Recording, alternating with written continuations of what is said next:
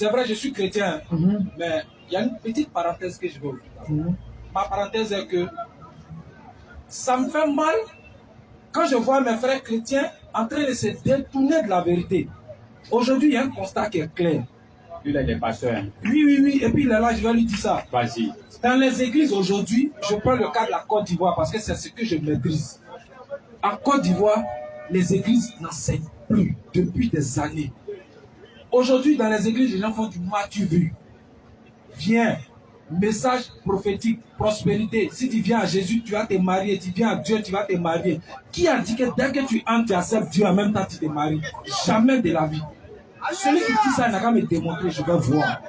Dans ce que je veux dire aux frères, bien avant qu'il soit né, nous on chassait les démons au nom de Jésus. Et si lui-même les démons, je vais le chasser au nom de Jésus-Christ et il va sortir.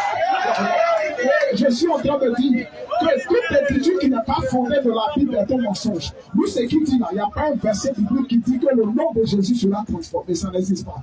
La Bible dit que l'évangile donc viendra annoncer d'autres évangiles, mais pas d'autres noms. Parce que si tu dis au nom de Jésus, que Jésus n'est pas le nom glorifié de Dieu dans lequel il y a la puissance, les démons ne sortiront pas.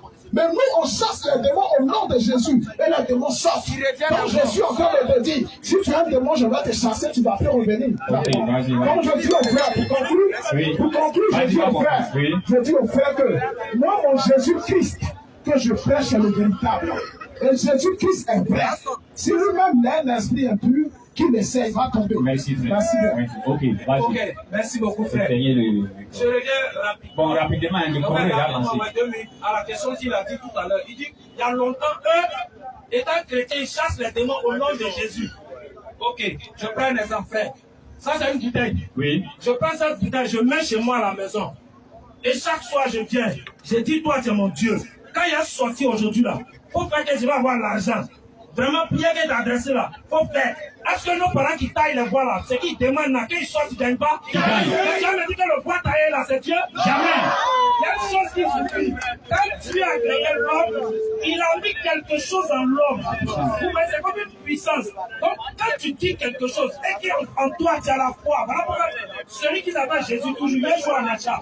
Quand il venait vers un malade, il dit, ta foi t'a sauvé. C'est-à-dire que c'est cette conviction humaine qu'il avait en lui pour dire que non, si je touche son habit seulement, je suis guéri. C'est ce qu'il a sauvé, il a touché et il est guéri. Pour terminer, le nom de Jésus ne sauve pas.